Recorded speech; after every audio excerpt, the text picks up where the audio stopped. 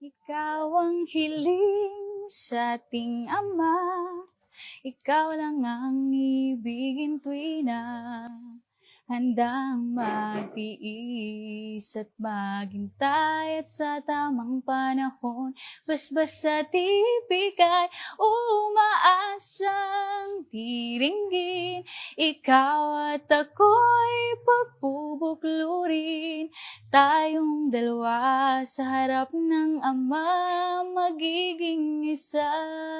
Tayong dalawa sa harap ng Tinuro ng ating Panginoong Kristo na sa pagkakasal ay pinapagsasama ng Diyos ang lalaki at ang babae upang maging isang laman lamang sa paningin ng may kapal.